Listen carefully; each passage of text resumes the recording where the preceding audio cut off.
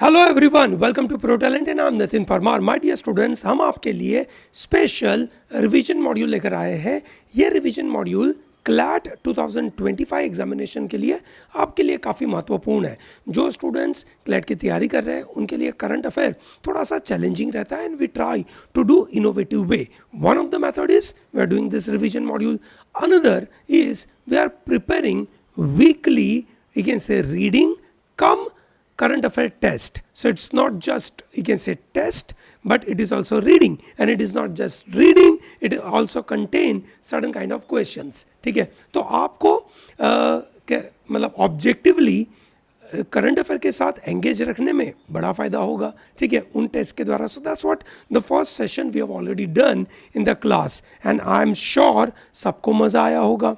ठीक है ना, चलो बढ़िया। So this is a very interesting set of sessions which will help you to improve your fundamentals. So जो भी students जिनको ऐसा लगता है कि उनके लिए पेंडिंग काम है जून महीने का, अगर आपका कंपेंडियम रह गया है कंप्लीट करने का, डोंट वरी, आप ये वीडियो देख लेंगे, इसके साथ नोट्स बनाएंगे, आपका काम हो जाएगा। ठीक है, तो दोस्तों है ना, there are two important rules to tackle current affair for the new pattern of this CLAT examination. CLAT examination के अंदर जो करंट अफेयर के नए रूल्स हैं, अगर उसके बारे में थोड़ा सा अगर मैं आपको बता दूं, तो पहला रूल आपके लिए लगेगा, is called linkages, because this exam is not going to ask question on independent, you can say, issues.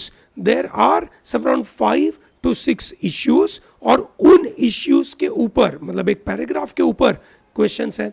इधर there are 5 questions और there are 6 questions। ठीक है, तो अगर मैं 5 या 6 क्वेश्चंस देखने की कोशिश करूं और एक टॉपिक के ऊपर करूं, तो मुझे उस टॉपिक के लिंकेजेस डेवलप करने की जरूरत पड़ेगी। यस और नो? ग्रेट। सो दोस्तों, ये इंपॉर्टेंट है। Rule number 1, linkages. ठीक है, लिंकेजेस करने की वजह से एज ए नॉर्मल स्टूडेंट आपको याद भी ज़्यादा रहेगा। ठीक है, you will be in a position to internalise lot of concept and you will also optimise your effort, because you are not going to unnecessary, you can say, devote lot of time, ठीक है, on doing random activity. ठीक है, so that's very important. So linkages. ठीक है, now how to do it?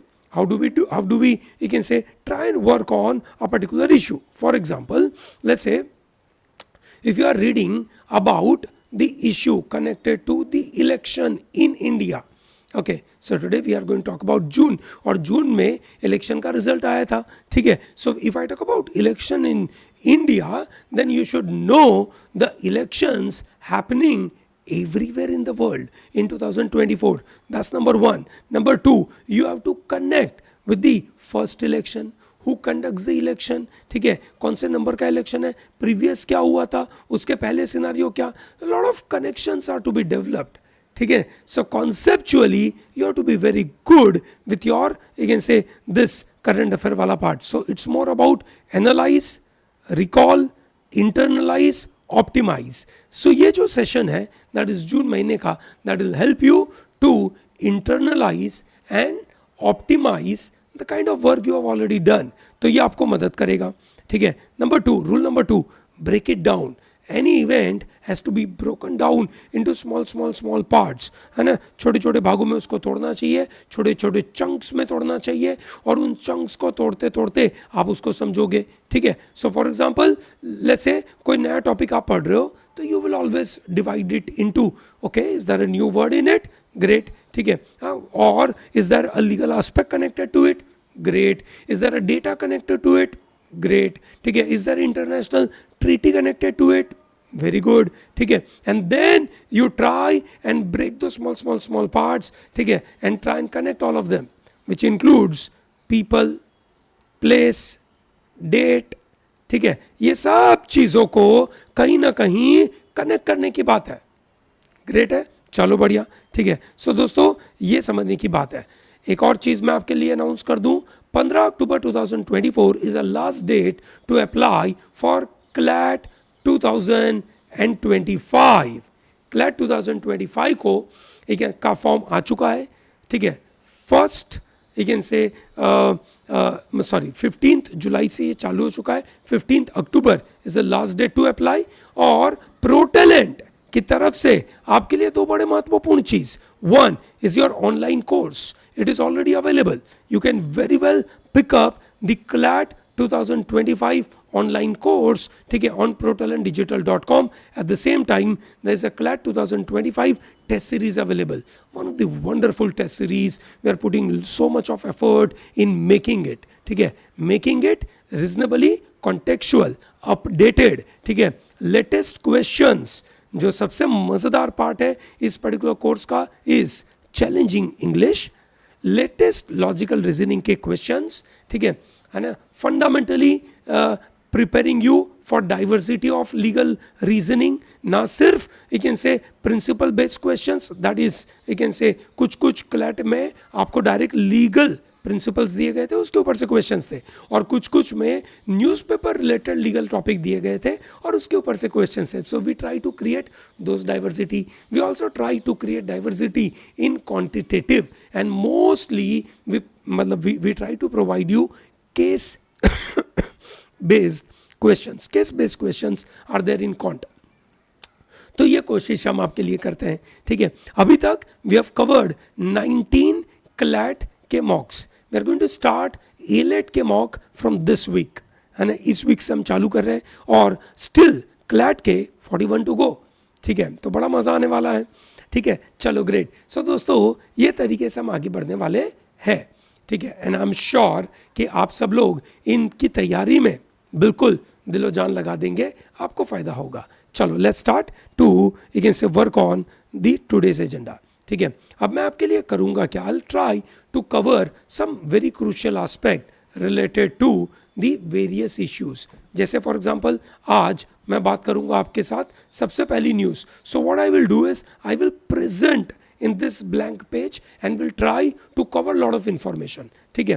So let me put it in a let's say big screen first. Yes, I hope it is comfortable. मैं बीच बीच में आता रहूँगा आपके साथ डिस्कस करने के लिए मुद्दों को, ठीक है. और अभी मैं आपके लिए यहाँ पे एक से चीज़ें प्रेजेंट करता हूँ. So सबसे पहली चीज़ जो आपको पता होना चाहिए इज, ठीक है, जून महीने की बात हो रही है. This is about June. And June महीने में okay Narendra Modi you can say takes oath for third consecutive term, okay, ठीक है, as a PM. Narendra Modi election, ठीक है, that's very important. okay, so result आया. okay, so this is result आया था 4 जून को और उन्होंने 9 जून को उन्होंने ओथ ली. अब उनको ओथ दिलाते कौन है भैया? Obviously the president of India, ठीक है, प्रेसिडेंट ऑफ इंडिया. इन्होंने ये जो इलेक्शन जीता था, ठीक है, ये इलेक्शन इन्होंने जीता कैसे था, ठीक है. Now this election was 18th Lok Sabha election. Yes और नो? अब आपको ये पता होगा लोकसभा का election is done by election commission of India. Okay, election commission of India में 3 इलेक्शन कमिश्नर होते हैं और जो सबसे चीफ है उनका नाम है राजीव कुमार. ओके, सो ये राजीव कुमार करके भाई साहब है, ठीक है. ऑन जून 9, 2024 नरेंद्र मोदी का जो कोएलिशन गवर्नमेंट है which is called NDA, national democratic alliance, ठीक है, उन्होंने अपना तीसरा term, that's an historic moment, ठीक है. So this is event Narendra Modi you can say is a second prime minister after mister Nehru, okay, ठीक है, to serve 3 consecutive term. Is that very clear to everyone? चलो बढ़िया, ठीक है. तो 17 लोकसभा खत्म हो गई एंड देन 18th लोकसभा हुई. अब इनकी जो सेरेमनी हुई थी उसमें इंटरनेशनल डिग्निटरीज को इनवाइट किया गया था, लाइक भूटान के प्राइम मिनिस्टर शेरिंग तोग्बे, बांग्लादेश के PM शेख हसीना, ठीक है. So let me write down the place, Bhutan, Bangladesh, okay, so that's what you know. Maldives, Maldives के भाई साहब मोइजू, ठीक है, मोहम्मद मोजू, ठीक है. मॉरिशियस के PM,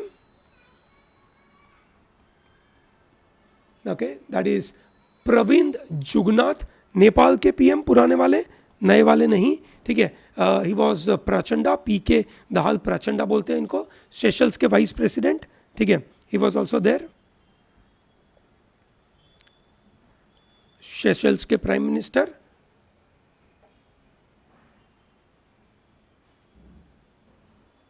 सो नेपाल के पुराने prime minister which is Prachanda, that is PK Dahal, Prachanda बोलते हैं उनको। सेशल्स वाले भाई साहब आए थे, ठीक है, Seychelles, that's important, okay. Seychelles के vice president Ahmed Arif and Sri Lanka के प्रेसिडेंट रानिल विक्रमासिंघे, ओके। तो ये लोग आए थे। I hope it is very clear to everyone. चलो ग्रेट, ठीक है। अब यहाँ पे इन्होंने नई मिनिस्ट्री बनाई, ठीक है। अब ये नए मिनिस्टर्स कौन है, that's very important. So I am going to write for you all the ministries, okay. चलिए लेट्स स्टार्ट। सो सबके नाम पता होने चाहिए, एक लिस्ट अपनी बन जाएगी, okay. So prime minister Narendra Modi, ठीक है, prime minister Narendra Modi had few ministries with him, okay. क्या क्या मिनिस्ट्री है? So one is department of space, department of space prime minister ने अपने पास रखा। साथ में उन्होंने और क्या अपने पास रखा? Department of atomic energy, okay, that's very important, बराबर है, ताकि हमें दिक्कत ना पड़े कभी इमरजेंसी आए तो। और मिनिस्ट्री ऑफ पर्सोनल, क्या उन्होंने अपने हाथ में रखा? विच is called ministry of personnel, okay, grievances and pensions. तो ये स्कीम, ये वाली चीज उन्होंने अपने पास रखी, ठीक है। So that's very important for all of us to know, ठीक है। अब आगे देखते हैं क्या क्या और महत्वपूर्ण पोजीशन बनी। जो सबसे क्रूशियल पोजीशन बनी, which I am sure you know, that is mister Rajnath Singh. Rajnath Singh के पास क्या आया भैया? डिफेंस आया। राजनाथ सिंह के पास आया डिफेंस, ठीक है। तो ये हमें पता होना चाहिए, ग्रेट, ठीक है। और उसके बाद home affairs and cooperation, ministry of cooperation, जो नई एक मिनिस्ट्री बनाई थी which is in the year 2019, that is mister Amit Shah, ठीक है। Amit Shah is a home minister as well as minister of cooperations, और कोऑपरेटिव्स बोलते हैं जिनको, ठीक है। तो that is Amit Shah. Similarly that is road transport, ठीक है, रोड ट्रांसपोर्ट एंड हाईवे,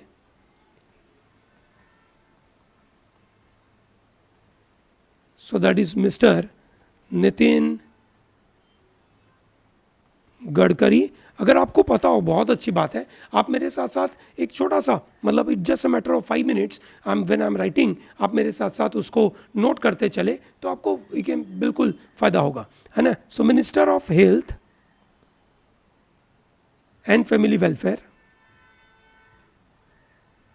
बड़ा इंपॉर्टेंट पोजीशन है ये। साथ में इनको एक और पोस्ट मिली which is chemicals and fertilizers,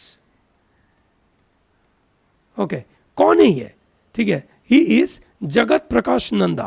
क्या नाम है उनका? जेपी नाडा, जगत प्रकाश नाडा। चलो बहुत अच्छी बात है, ये आपको पता है। Similarly ministry of agriculture, that's a new minister आए, ministry of agriculture as well as ministry of rural development, ministry of agriculture and ministry of rural development, ठीक है। कौन है ये भाई साहब? ही इज शिवराज सिंह चौहान, शिवराज सिंह चौहान, ठीक है। तो ये आपका रिवीजन भी हो रहा है मेरे साथ साथ, ठीक है, बड़े काम की चीज है। Then we have ministry of finance and corporate affairs. Ministry of finance अलग है, मिनिस्ट्री ऑफ कॉर्पोरेट अफेयर्स अलग है, और ये है आपके निर्मला सीतारामन, ओके, निर्मला सीतारामन। चलो बढ़िया, okay. And then you have external affair minister. Who is external affair minister? Okay, external affair minister is S Jaishankar. Okay, great. And then you have very interesting one which is called Ministry of Housing, Urban Affair and Power. ठीक है, so this is Power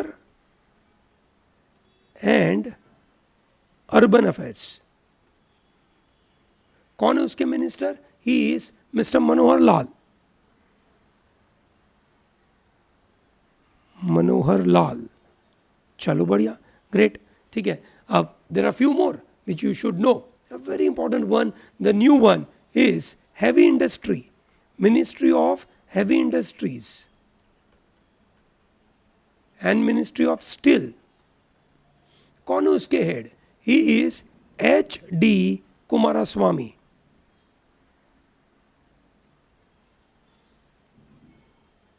Similarly, another important one, Ministry of Commerce.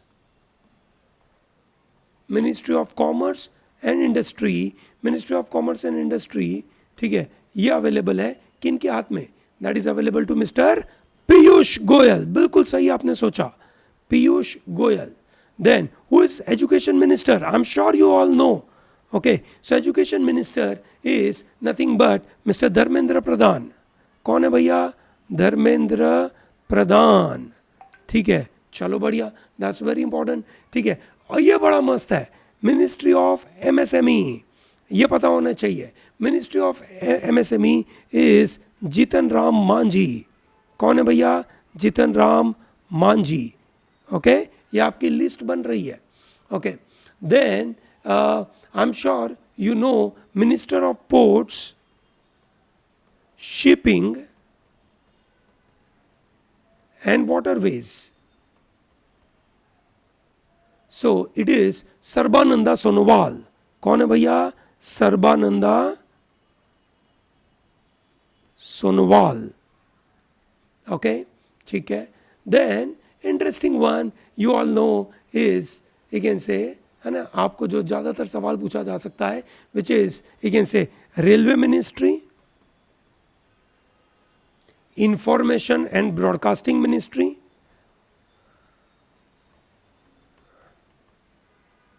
और Ministry of Electronics and Information Technology. Okay, MeitY बोलते हैं जिसको. ठीक है, so he is mister Ashwini Vaishnav.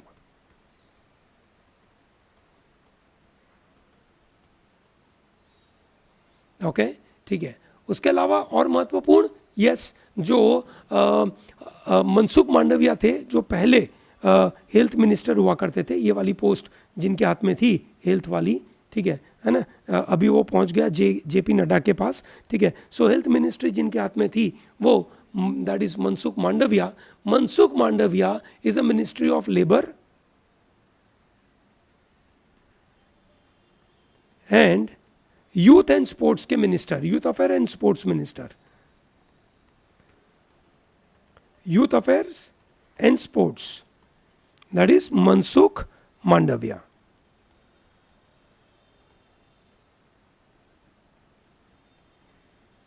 Okay, that's very important. The new, you can say, minister for Jal Shakti, क्या बोलते हैं इनको?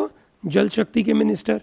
He is Chandrakant Raghunath Patil, CR Patil. Jal Shakti minister Chandrakant Raghunath, you can say. And then food processing के लिए problem होता रहता है आजकल तो भैया, है ना, फूड प्रोसेसिंग वाली इंडस्ट्री है चिराग पासवान के पास. किनके पास है भैया? Chirag Paswan. Now we all know कि इसके साथ साथ अब आपको क्या क्या पता होना चाहिए. ठीक है, सो वी ऑल अंडरस्टैंड कि ये जो 18th लोकसभा हुई उसमें एक प्रोटेम स्पीकर बनाए गए. ठीक है, pro tem speaker is a temporary speaker. जो 17th लोकसभा के जो स्पीकर थे, 17th लोकसभा के स्पीकर थे ओम बिरला. ओके, ठीक है, क्या नाम है उनका? ओम बिरला. ठीक है, और जब 17 लोकसभा डिसॉल्व हो गई तो प्रोटेम स्पीकर बनाने पड़े, जिनका काम है कि जो भी नए मेंबर इलेक्ट हुए उन नए मेंबर के लिए, है ना, उन नए मेंबर को ओथ दिलाना. That is one. सेकेंड, उनका काम था नए स्पीकर का अपॉइंटमेंट करना, मतलब उनका इलेक्शन करवाना. सो नए स्पीकर, है ना, कौन बने? प्रोटेम स्पीकर कौन थे? ठीक है, चलिए, बढ़िया मस्त चीज़ है ये, आपको पता होना चाहिए who is a pro tem speaker. ठीक है, चलिए, होमवर्क का सवाल आपके लिए देता हूं मैं. Who was a pro tem speaker? Okay, who was the pro tem speaker? दोस्तों, इसके साथ साथ जो महत्वपूर्ण अपॉइंटमेंट रही, ठीक है, वो है national security adviser, that is mister Ajit Doval. कौन है भैया? मिस्टर अजित डोवल. कौन है भैया ये national security adviser? Very important one.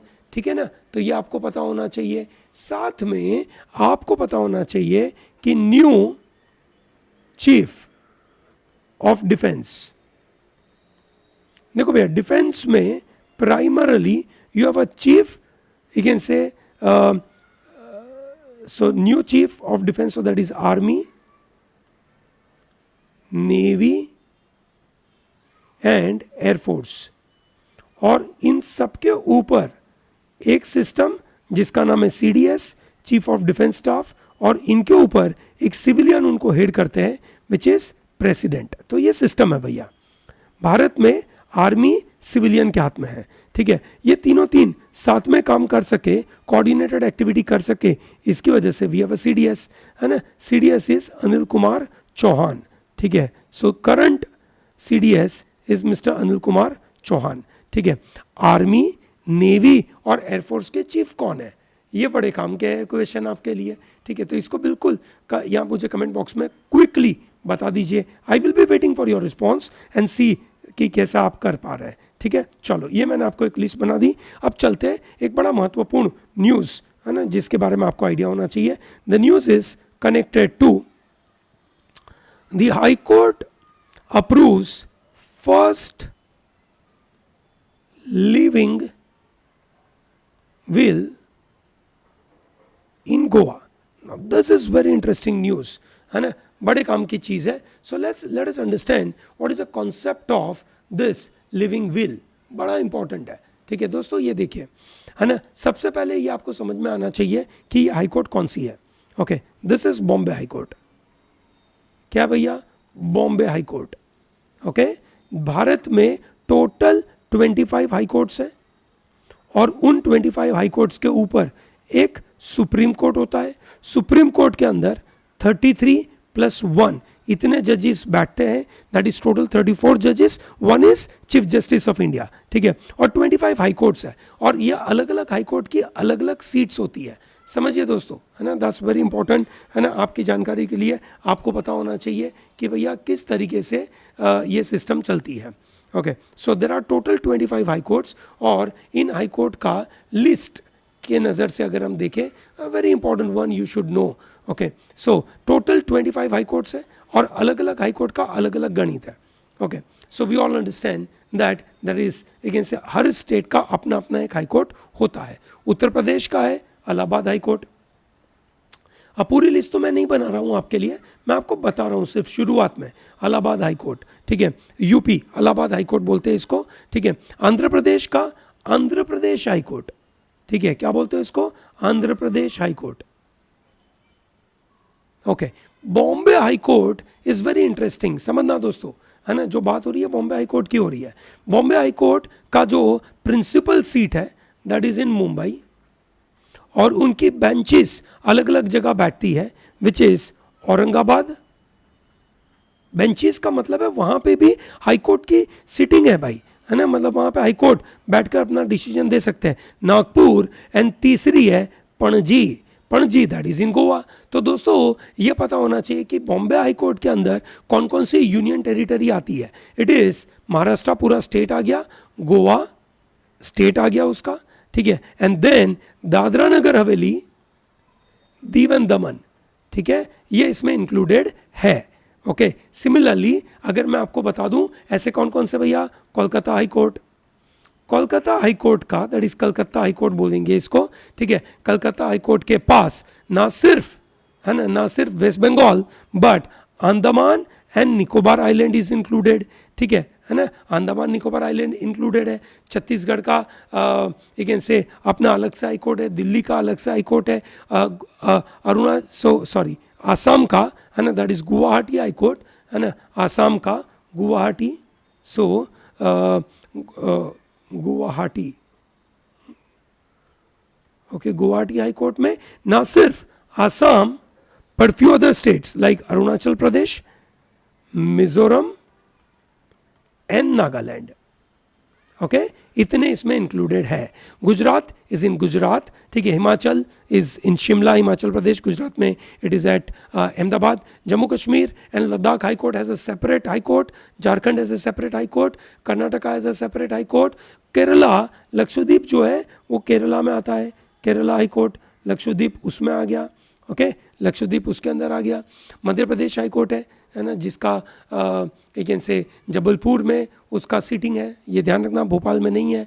Madras, Chennai, Madras में आपका पुडुचेरी आ गया, मद्रास में पुडुचेरी आ गया, ठीक है। Okay, Manipur has a separate high court, Meghalaya has a separate high court, Orissa has a separate high court, Bihar has a separate high court, Punjab and Haryana के अंदर चंडीगढ़ आ गया, Punjab and Haryana high court has Chandigarh in it. चलो बढ़िया, that's very interesting. Rajasthan has Rajasthan वाला, Sikkim, Telangana, Tripura and Uttarakhand. Okay, so this are the various high courts. So that's about the total 25 high courts जो मैंने आपको बताया। Now here we are not discussing about high courts, we are talking about living will. Okay, that's very important, है ना। So what is a living will? Living will is a document that allows a person to leave instructions. So when the person you can say is living, ठीक है, तो उस वो पहले instruction रख के जाएगा in advance about whether a medical treatment should be continued और withdrawn if they become terminally ill. बहुत ज़्यादा बुरा हो जाता है उनके साथ तो क्या होगा। तो दोस्तों ये सब कनेक्शन भारत में चालू होता है with the concept of euthanasia. I am sure you know what is euthanasia. Euthanasia refers to you can say a practice of an individual deliberately ending their life. Okay, so this is popularly known as mercy killing. क्या बोलते हैं इसको? mercy killing, ठीक है, जो बंदा खुद ही अपनी लाइफ को खत्म करना चाहता है। This is obviously in a situation where someone is suffering from incurable disease, intolerable pain, है ना। तो इस तरीके से यूथेनेशिया। यूथेनेशिया के दो प्रकार होते हैं, एक होता है एक्टिव यूथेनेशिया और दूसरा होता है पैसिव यूथेनेशिया। सो जो एक्टिव यूथेनेशिया होता है that involves deliberately causing patients death through direct action such as inspecting a lethal dose of a drug. In India this is not allowed, while passive euthanasia is withholding or withdrawing life support system, जैसे ventilator हटा देना, this is legal. Okay, तो इसके साथ एक और concept है which is Jain religion में आता है, जिसको बोलते हैं Santhara. Okay, Santhara is a religious practice which is known in Jainism, ठीक है ना, which is you can say ancient religious practice जहाँ पे सेल्फ प्योरिफिकेशन के लिए, है ना, सेल्फ प्योरिफिकेशन के लिए जैन मॉन्क्स और जैन नन्स, ठीक है, और any old person of Jainism, है ना, they try to leave everything in their life and slowly they give up food and then water and then they finally go for slow death. 2015 में Rajasthan high court ने इसको suicide term किया था, 2016 में supreme court ने उसके ऊपर stay लगा दिया था, ठीक है। So this is how the idea you should know. Okay, so दोस्तों आपको याद होगा कि article number 21 is very important for India. Article number 21 which says right to life. Right to life में that is right to die with dignity. क्या आता है उसके अंदर? Right to die with dignity, ये इसके अंदर आता है। So right to die with dignity is an important part for article number 21 that is right to life, और इसके वजह से ये लिविंग विल होना इंपॉर्टेंट है। Goa is the first state in India to implement and operationalize advance medical directives following supreme court का directive, ठीक है। The process for creating living will involves drafting it as per the reference format in presence of 2 witnesses and getting it certified by gazetted officer, ठीक है। तो ये उनका महत्वपूर्ण scenario create हुआ। चलो बढ़िया, है ना। तो ये बहुत अच्छी सिस्टम डेवलप हुई है, जो अच्छी बात है, पहले से हम बता दें लोगों को कि एग्जैक्टली सिनेरियो क्या हुआ। चलो ग्रेट, आगे बढ़ते दोस्तों। अब हम बात करेंगे, ठीक है, फायर सेफ्टी रेगुलेशन, क्योंकि उस समय पे, है ना, जून महीने की बात चल रही है ये सब, और जून महीने में भारत में फायर सेफ्टी के कुछ बड़े प्रॉब्लम हुए थे। एक ट्रेजेडी हुई थी गुजरात राजकोट में, ठीक है। तो हम बात करेंगे fire safety regulations in India, और उसको एनफोर्स कौन करवाते हैं? This is in context of Gujarat में राजकोट में एक गेम जोन में आग लगी थी, ठीक है, और साथ में एक दिल्ली में चिल्ड्रन हॉस्पिटल में आग लगी थी, और 24 घंटों में यहाँ पे काफ़ी लोगों की मौत हो गई थी, ठीक है। And that is where the issue is. Bharat में ऐसे बहुत सारे फायर एक्सीडेंट होते रहते हैं। एक बड़ा फेमस फायर एक्सीडेंट हुआ था 1997 में दिल्ली में हुआ था in cinema called Uphaar cinema, where people went to watch a movie called Border, ठीक है, वहाँ पे बॉर्डर मूवी देखने गए थे लोग, और वहाँ पे इनको है ना आग लग गई थी और वहाँ पे बहुत सारे लोगों की मौत हो गई थी, ठीक है। उसके अलावा एक और जगह थी है ना कुंभकोणम, जहाँ पे स्कूल चिल्ड्रन की मौत हो गई थी। सो दोस्तों ये ध्यान रखें, भारत में जो भी है ना फायर सेफ्टी के कोड है उसको बोलते हैं नेशनल बिल्डिंग कोड। क्या बोलते हैं उसको? National building code. उसके अंदर ये आता है द एनबीसी, है ना, popularly known as NBC, that serves as a central standard for fire safety in India and was published. ये एनबीसी पब्लिश कौन करता है? It is published by bureau of Indian standard, BIS publish करता है, last 2016 में publish हुआ था, ठीक है। So NBC provides detail guideline for general construction requirement, maintenance, fire safety and everything, ठीक है। तो दोस्तों इसमें इंस्ट्रक्शन फायर सेफ्टी की होती है और ज़्यादातर इसमें रिस्पॉन्सिबिलिटी होती है स्टेट गवर्नमेंट की, ठीक है। दोस्तों ये ध्यान रखिएगा, this is mostly about the state government, okay, बराबर है। So fire services fall under the jurisdiction of state government as a municipal function which is mentioned in 12th schedule of the constitution. That is, state governments are responsible for fire prevention and ensuring safety of life and property. Safety measures are implemented through State Fire Services Act, ठीक है। किसके अंदर आता है भैया? State के अंदर। और उनको क्या लॉ बनाना है भैया? स्टेट फायर सर्विसेज, ओके, उसमें आता है, यह बिल्डिंग कोड के अंदर बिल्डिंग बाय लॉ के द्वारा ये आ जाता है, ठीक है। So this is very important, बराबर है। चलिए बढ़िया, ठीक है। अब ये तो हुआ फायर के रिलेटेड।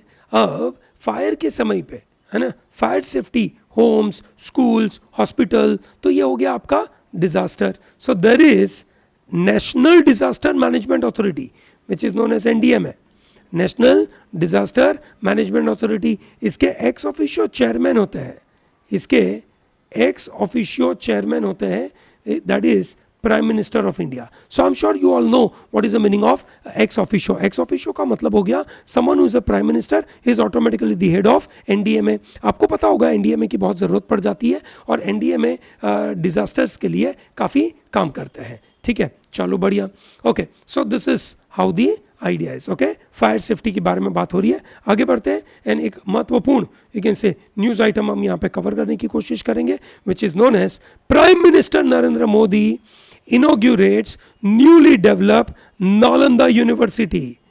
यस और नो दोस्तों, नालंदा यूनिवर्सिटी बिहार में आई है दोस्तों, बड़ा इंपॉर्टेंट है, ठीक है। 19 जून दोस्तों, 19 जून, वेरी इंटरेस्टिंग डे दोस्तों, 19 June 2024 Prime Minister Narendra Modi inaugurated this new campus and 19th June is also, है ना, मतलब interestingly 19th June is also the foundation day of ProTalent, है ना, that's very important, okay। चलिए great, so 19 June 2024, okay। so सबसे पहले historical background देख लेते हैं इसका, नालंदा यूनिवर्सिटी का, ठीक है। University was established in 427 you can say CE या BCE बोल सकते हैं, by an emperor Kumaragupta one. किन्होंने करा था? गुप्ता एम्पायर में बना था ये, Kumaragupta one, okay. And then it thrived over 800 years, 800 साल तक ये चली। It was considered as world first residential university, ठीक है, वर्ल्ड की पहली रेसिडेंशियल यूनिवर्सिटी थी। ज़्यादातर लोग चाइना, ग्रीस, पर्शिया से आते थे और वहाँ पे करीबन 10,000 स्टूडेंट्स इनसे से पढ़ाई करते थे। और कौन कौन से चाइनीज ट्रैवलर यहाँ पे आए? ह्यून सैंग, उन्होंने लिखा उनकी किताबों में। सिमिलरली आई सिंह ने भी लिखा, इन्होंने बुद्धिज्म की स्टडी करने के लिए यहाँ पे आए थे, ठीक है। और बाद में इस नालंदा यूनिवर्सिटी को डिस्ट्रॉय किया, ठीक है। It was destroyed by the Turkish invader in 1200 CE। उस समय पे उन्होंने खत्म कर दिया इसको। उसका नाम था बख्तियार खिलजी। क्या नाम था इनका? बख्तियार खिलजी, ओके। 2006 में एपीजे अब्दुल कलाम साहब ने ऑफिशियली प्रपोज किया था कि नालंदा यूनिवर्सिटी को हम रिवाइव करें, ठीक है. So that's very important. Nalanda university का लोगो is important, which is saying that man living in harmony with man living in harmony with nature, and man living as part of a nature. ठीक है. So that's very important. ठीक है. Okay. So Nalanda university के जो पहले vice chancellor थे, है ना, जो फर्स्ट वाइस चांसलर थे, not vice chancellor, sorry, he was the first chancellor, that is doctor Amartya Sen. कौन थे? Doctor Amartya Sen, first chancellor. कौन थे भैया ये? First chancellor. अभी कौन चांसलर है ये बताइए? Nobel prize winner economics Amartya Sen became university के फर्स्ट चांसलर, ठीक है. And then the president Pranab Mukherjee became the first visitor. First visitor का मतलब हो गया he is above chancellor. Okay, he is above chancellor. Not, this is not a word called visitor, मतलब जो पहला वहां पे घूमने गया आदमी, वो विजिटर वर्ड नहीं है ना, वो विजिटर वर्ड नहीं है. ओके, चलो बढ़िया, ठीक है. So this is how the idea is. Okay, चलो बढ़िया, है ना. ओके, आगे बढ़ते हैं दोस्तों. नालंदा यूनिवर्सिटी के बारे में हमने बात करी. अब हम आगे बढ़ते हैं और एक बड़ा महत्वपूर्ण मुद्दे के ऊपर जाते हैं, दैट इज, जो नालंदा यूनिवर्सिटी के बारे में हमने पूरी बातें कर ली आपके लिए. अब हम चलते हैं एक बड़ा महत्वपूर्ण news, which is president Murmu rejects mercy plea. Okay, so what is the entire issue? चलिए समझते हैं किस कॉन्टेक्स्ट में बात हो रही थी. सो करीबन एक से 24 साल पहले, है ना, रेड फोर्ट में अटैक हुआ था, है ना, जहाँ पे 3 आर्मी को मार दिया गया था. ठीक है. So this is important. कब हुआ था ये? दिसंबर 22, 2000 में. कहाँ पर अटैक हुआ था? Red fort. और उसमें 2 टेररिस्ट लश्कर ए तैयबा के पकड़े गए थे, है ना, जिनका नाम था Mohammad Arif. Okay, he is a Pakistani national, Mohammad Arif. ठीक है. ओके, चलो बढ़िया.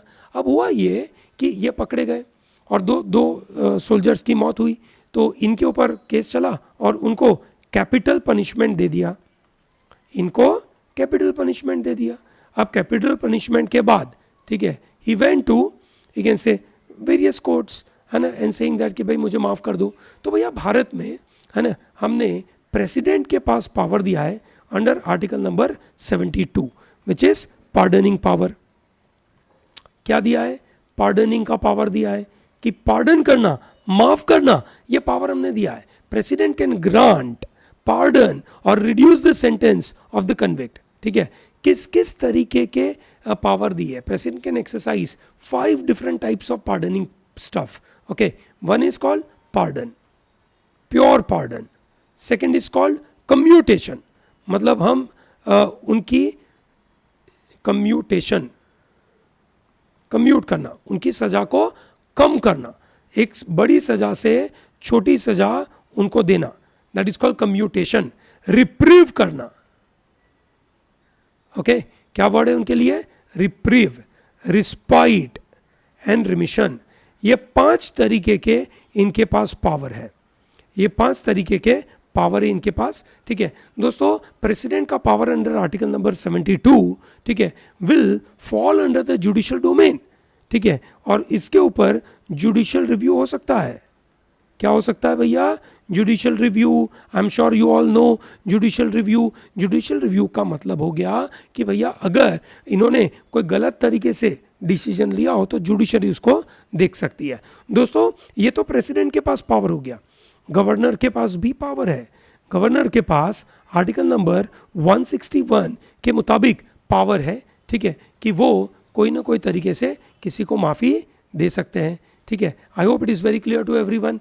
चलिए बढ़िया, मस्त चीज़ है. बहुत छोटी छोटी चीज़ें हम आपके साथ यहाँ पे कवर कर रहे हैं. ठीक है, चलो ग्रेट. आगे बढ़ते दोस्तों. प्रेसिडेंट मुर्मू ने ये मर्सी प्ली रिजेक्ट कर दी, तो उसकी वजह से हमें आइडिया लग गया कि क्या सिनारियो क्रिएट हो रहा है. चलो बढ़िया. अब एक और न्यूज़ जो थोड़ी इंपॉर्टेंट है, कॉन्सेप्चुअली इंपॉर्टेंट न्यूज़ है, क्योंकि एनडीए में बिहार के नीतीश कुमार और आंध्र प्रदेश के है ना चंद्रबाबू नायडू ने मदद करी, इसकी वजह से नाउ दे आर डिमांडिंग कि हमें स्पेशल स्टेटस दे दीजिए. The Bihar and AP are asking for special status. ठीक है, स्पेशल कैटेगरी का स्टेटस आंध्र प्रदेश को दे दीजिए. Special category status is a classification granted to certain states, है ना, कुछ स्टेट्स को ये क्लासिफाई किया जाता है. ठीक है, primarily so that they are going to get some assistance from the centre. उनके जोग्राफिकल रीजन की वजह से कि उनका जोग्राफिकली सिचुएशन बहुत बुरा है, या उनके यहाँ पे सोशियो इकोनॉमिक कंडीशन बहुत बुरी है, उसकी वजह से, है ना. दोस्तों ये ध्यान रहे कि ये जो स्पेशल स्टेटस की स्कीम है 1969 में फिफ्थ फाइनेंस कमीशन ने डेवलप करी थी. दोस्तों फिफ्थ फाइनेंस कमीशन ने इस बात को डेवलप किया था. ठीक है, सो देयरफॉर वी नो कि भैया ऐसा कुछ क्राइटेरिया होना चाहिए कि ये हिली एरिया है, डिफिकल्ट टेरेन है, पॉपुलेशन की डेंसिटी कम है ना, या स्ट्रेटेजिक लोकेशन है, इंटरनेशनल बॉर्डर है, या यहाँ पे इकोनॉमिक और स्ट्रक्चरल बैकवर्डनेस है ना, स्टेट के फाइनेंसिस वायबल नहीं है. ठीक है दोस्तों, आज की तारीख में there are 11 states in the country जिनके पास स्पेशल स्टेटस है. अरुणाचल प्रदेश है, आसाम है. ठीक है, अरुणाचल प्रदेश, आसाम, ठीक है, Himachal Pradesh, Jammu and Kashmir which is not a state now but we are including in it. ठीक है, मणिपुर, मेघालय, मिजोरम. कोई पूछेगा नहीं ये सवाल कि कितने स्टेट्स के पास है, पर कौन से स्टेट के पास है ऐसे बातों बातों में पूछ लेंगे. नागालैंड, सिक्किम, त्रिपुरा एंड उत्तराखंड. ओके, तो ये इनके पास अवेलेबल है, जो आपको पता होना चाहिए. स्पेशल स्टेटस इनका डिमांड है, ये डिमांड अभी तक फुलफिल हुआ नहीं है. बजट आ चुका है, because I am making this video in the month of अगस्त. भले ये जून का है, ठीक है, पर मुझे पता है कि अगस्त की, है ना, ये जो तारीख बजट के बाद की तारीख है, तब तक तो ये बना नहीं है. So you have to be very careful about it. Okay, चलिए आगे बढ़ते हैं. And now we talk about another important news item. ठीक है, which is world's highest arch rail. याद है आपको, है ना, बड़ी मजेदार सी थी. जून 20 को ये, है ना, इंडियन रेलवे ने सक्सेसफुली ट्रायल रन किया था. And this is 8 coach MEMU train वहां से दौड़ाई थी, which is over Chenab river, है ना, which is also known as Chenab bridge. ठीक है, चेनाब ब्रिज बोलते हैं उसको, which is connecting to Reasi to Baramulla. याद है रियासी, बड़े न्यूज में रहा. यहाँ पे टेरर अटैक हुए रियासी में लिथियम मिला, है ना, रियासी में चेनाब ब्रिज का रिवर बना. ठीक है दोस्तों, इंपॉर्टेंट है ये. उधमपुर श्रीनगर बारामुल्ला रेलवे लिंक है ना, क्या बोलते हैं इसको, Udhampur Srinagar Baramulla railway link project. ये 48.1 किलोमीटर का लंबा प्रोजेक्ट है और मोदी साहब ने इसको इनॉग्रेट किया था. ठीक है, और ये इंपॉर्टेंट है. चेनाब रेल ब्रिज, क्या बोलते हैं उसको, Chenab rail bridge is constructed 359 metre above the river. Okay, ठीक है, और ये मतलब चेनाब से इतना ऊपर है और आईफिल टावर से 35 मीटर ऊंचा है. Okay, 35 metre taller than Eiffel Tower. And this is 1000, so this is इतना ऊंचा है, इतना टॉल है. This is 1315 metre long bridge है. ओके, बराबर है, ताकि ये रेलवे वाली जो सिस्टम है उसको ये मदद कर सके. चलो बढ़िया, आगे बढ़ते हैं. बड़ा महत्वपूर्ण news item which is getting created is, अभी हमने बात करी हाई कोर्ट के बारे में. So we are talking about Patna high court. Patna high court strikes down 65% quota in Bihar. Bihar में इन्होंने 65% का कोटा दिया था. Patna high court which is the high court of you can say Bihar. ठीक है, तो बिहार लेजिस्लेचर ने 2023 में एक बिल पास किया था, है ना, which is increasing reservation for backward caste, extremely backward caste, scheduled caste and scheduled tribe, इनको मिलाकर 50% जो था उसको उन्होंने 65% कर दिया था। ओके, सो हाई कोर्ट ने कहा कि भैया दिस इज अल्ट्रा वायरस, ये जो लॉ उन्होंने बनाया, दिस लेजिस्लेटिव लॉ बनाया, that is known as ultra vires. What is ultra vires? Ultra vires का मतलब होता है this is you can say violating the law, this is not as per the law, this is violating equality in the country, equality. Okay, article number 14, article number 15, article number 16 इसको violet करता है। दोस्तों आपको याद होगा India में, ठीक है, 1992 में एक बड़ा फेमस केस आया था which is popularly known as Indra Sawhney case. क्या बोलते हैं इसको? इंदिरा स्वाने केस। उसके अंदर 50% सीलिंग लगा के रखी हुई है।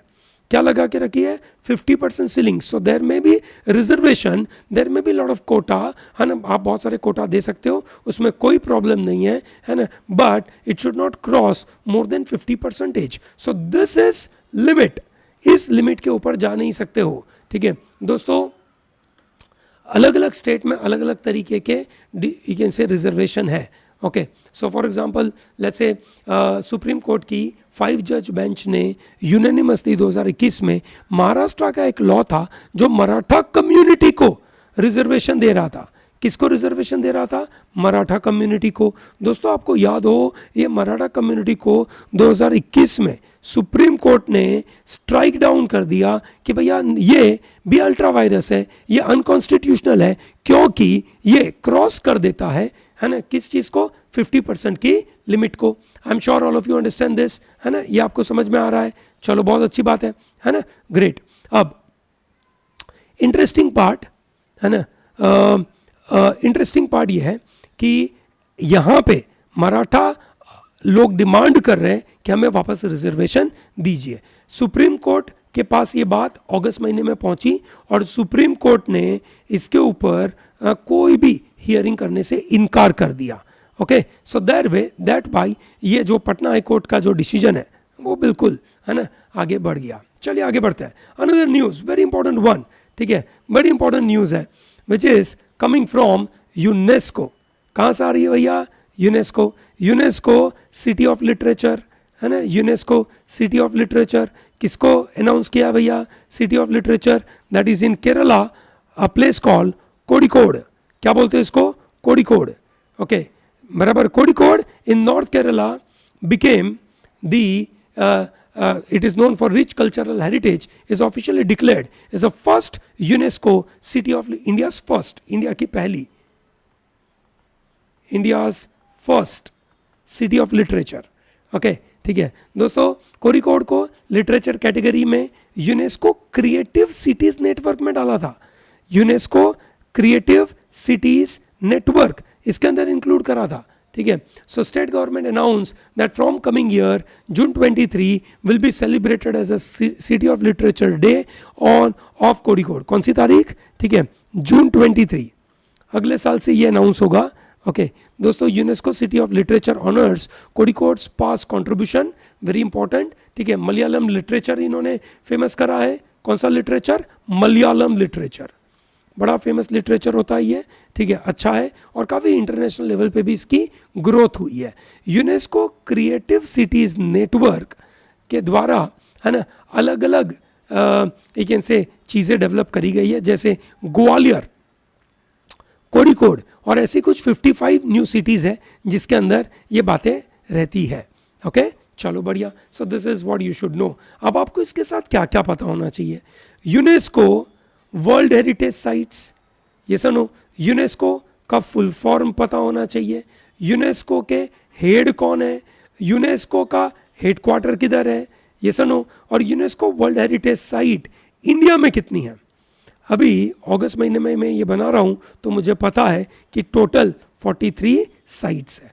लेटेस्ट कौन सी ऐड हुई वो आप मुझे बताइए। ठीक है, चलो बढ़िया, है ना दोस्तों। ये जो क्रिएटिव सिटी नेटवर्क्स है ना, उसके अंदर ये लोग इंक्लूड करते हैं crafts and folk arts, design, film, gastronomy, literature, media arts and music, इन सबको इंक्लूड किया जाता है। सो ये आपको पता होना चाहिए। ठीक है, चलो बढ़िया। सो दैट इज यू कैन से यूनेस्को वर्ल्ड यू कैन से लिटरेचर सिटी। इसके साथ साथ एक और न्यूज़ जो यूनेस्को के साथ कनेक्टेड नहीं है पर छोटी सी न्यूज़ है, तो मैं आपको साथ में बता दूं, which is known as Smriti Van, which is in Kutch. दोस्तों कच्छ में 26 जनवरी 2001 में एक बहुत बड़ा अर्थक्वेक आया था और वहाँ पे हज़ारों लोगों की मौत हो गई थी। उसको याद करने के लिए एक स्मृति वन बनाया गया, ठीक है। और स्मृति वन इज़ अ म्यूजियम और उसको इंक्लूड किया गया है प्रिक्स वर्सिलियस म्यूजियम के लिस्ट में। प्रिक्स वर्सिलियस म्यूजियम के लिस्ट में स्मृति वन को इंक्लूड किया गया है। चलो बढ़िया। Now this is wonderful stuff. हमने आपके साथ महत्वपूर्ण नेशनल लेवल की बातें करी। Now we go and talk about some international issues. क्या क्या इंटरनेशनल इश्यूज है, बात करेंगे इटली के बारे में। इटली ने G7 समिट मतलब कंडक्ट करी and that was 50th summit, very important one, क्योंकि हमारे देश में जब हमारे प्राइम मिनिस्टर आए, ठीक है, सबसे पहली विजिट इन्होंने इटली में करी, है ना। इटली में करने की ज़रूरत थी क्योंकि वहाँ पे एक से, है ना, मेलोनी मैडम है वहाँ पे। एनीवे, सो नरेंद्र मोदी विजिटेड एक से this particular place, Italy, G7। सो दोस्तों G7 पहले नाम था इसका G8। G8 में से इन्होंने रशिया को निकाल दिया। रशिया को कब निकाला? 2014 में। क्यों निकाला? रशिया ने यूक्रेन पे अटैक करके क्रीमिया को एनेक्स कर लिया था। सो क्रीमिया के एनेक्सेशन की वजह से, ठीक है, इनको G8 में से निकाल दिया। Okay, that's very important. So दोस्तों there is G7, there is another called G20। India is not a member of G7, but India is a member of G20. G20 is a larger group of country which also includes G7. G20 1999 में develop हुआ था, ठीक है, क्योंकि बहुत broader issues को काम करने की यहाँ पे ज़रूरत थी। सो G7 कंट्रीज़ के अलावा G20 में और कौन कौन है ना। सो आपको याद रखने के लिए देखिए भैया, अर्जेंटीना, ऑस्ट्रेलिया, ABCD के फॉर्मेट में मैं लिख रहा हूँ, मैं अल्फ़ाबेटिकल फॉर्मेट में जा रहा हूँ मैं, Brazil, China is also not part of G7, okay, India, Indonesia, Mexico, Russia, Saudi Arabia, South Africa, South Korea and तुर्की है। ओके, ठीक है, चलो बढ़िया। G7 भारत के लिए इंपॉर्टेंट है ना। G7 भारत के लिए काफ़ी इंपॉर्टेंट है, बराबर। G7 ग्रुप ऑफ कंट्रीज़ के अंदर देयर आर 7 कंट्रीज़ जो एनुअल समिट करते हैं विद यूरोपियन यूनियन। उसके मेंबर्स है आपके major, which is USA, Canada, France, Germany, Italy, Japan, UK, ये सब है। Okay, so that's what we should be aware. So जो फर्स्ट G7 कमेटी हुई थी दैट वाज इन 1973। उस समय पे G6 हुआ करते थे, ठीक है। So primarily we are talking about G7 year. You should know G7 में 7 कंट्रीज, G20 में G7 plus against other country. So that's how it is. So G20 में it is 19 countries plus 1 European Union. इस तरीके से उसके ऊपर बातें होती है। चलो great. So let's move forward and talk about further issues connected to you can say few other important events. Okay, so Italy ने ये 50th समिट इगेंस्ट ऑर्गेनाइज करी थी। दोस्तों इसमें जो महत्वपूर्ण डिसीजन आए that was about security agreement. क्या महत्वपूर्ण था? सिक्योरिटी अग्रीमेंट हुआ। Security agreement that is US president Joe Biden and Ukrainian president Volodymyr Zelensky के बीच में हुआ, which is 10 year security agreement, ठीक है, वेरी इंपॉर्टेंट। यूक्रेन को फाइनेंशियल असिस्टेंस दिया। कितना फाइनेंशियल असिस्टेंस? ठीक है, इट इज $50 बिलियन का। कितना दिया?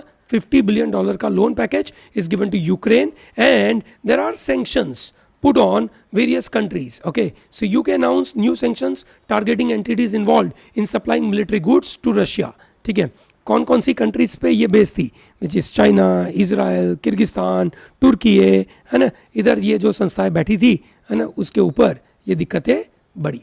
चलिए आगे बढ़ते दोस्तों। अब हम बात करते हैं एक बड़ा महत्वपूर्ण news item which is connected to SIPRI का रिपोर्ट। क्या बोलते हैं इसको?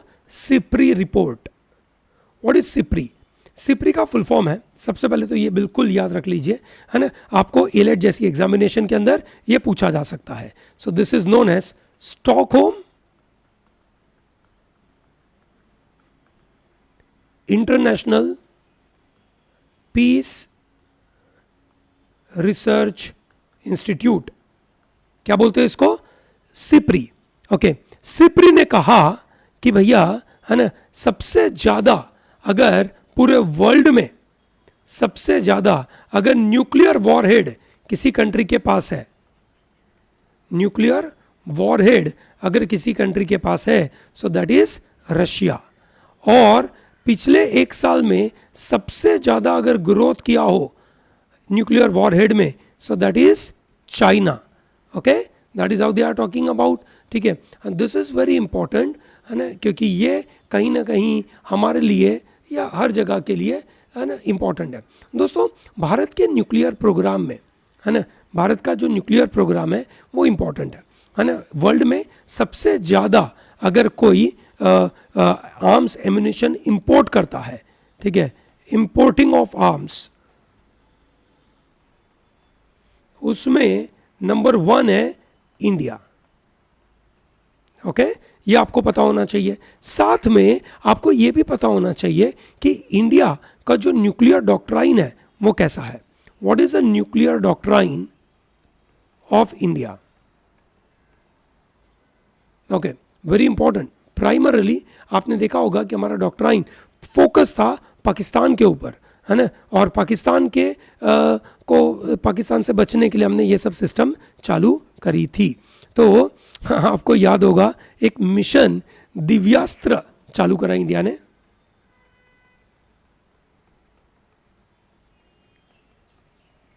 मिशन दिव्यास्त्र. ओके, जहां पे हमारे पास मल्टीपल न्यूक्लियर वॉरहेड को, है ना, एक सिंगल मिसाइल पर डालकर अग्नि 5 मिसाइल सिस्टम के द्वारा हम उसको लॉन्च करने के काबिल थे. मल्टीपल, है ना, वॉरहेड्स. सो उसकी मर्व कैपेसिटी हमने चेक करी थी.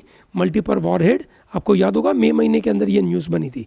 मल्टीपल वॉरहेड, मर्विंग कैपेबिलिटी बोलते हैं इसको, है ना. ये अगर आपको नहीं पता तो प्लीज़ इसको एक बार स्टडी कर लीजिएगा. ठीक है ना. हमारा एक और डॉक्ट्राइन है नो फर्स्ट यूज़. कैसा डॉक्ट्राइन अपना? No first use. और हमारे पास न्यूक्लियर ट्रायड अवेलेबल है. क्या अवेलेबल है? न्यूक्लियर ट्रायड, है ना. What is the meaning of nuclear triad? ठीक है, हम देखते हैं 2 मिनट.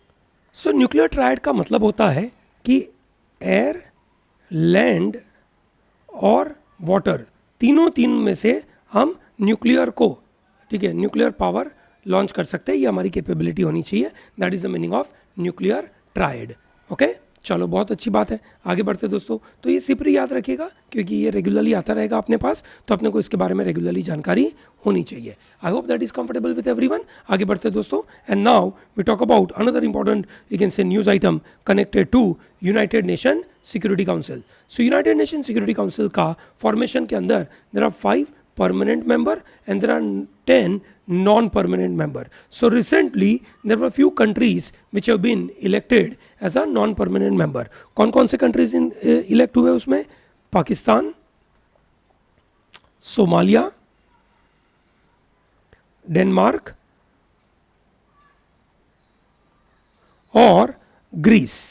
ठीक है. So this are elected as non-permanent member. 5 permanent member कौन है आपके?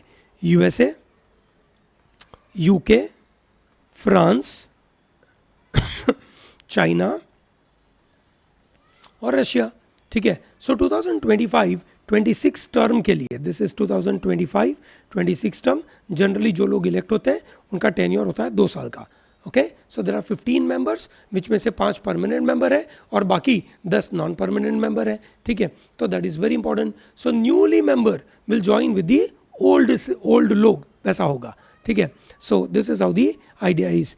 इंडिया काफ़ी समय तक यहाँ पे रह चुका है यूनाइटेड नेशन सिक्योरिटी काउंसिल के नॉन परमानेंट मेंबर के लिए, है ना. इंडिया काफ़ी समय के लिए यहाँ पे रह चुका है, बराबर है. तो ये समझना अपने लिए काफ़ी इंपॉर्टेंट है. ओके, चलिए, ग्रेट. तो अब आपको बताना है यूएनएससी का प्लेस किधर है. Where is the situation, where is the place situated which is UNSC. Okay, चलिए आगे बढ़ते हैं.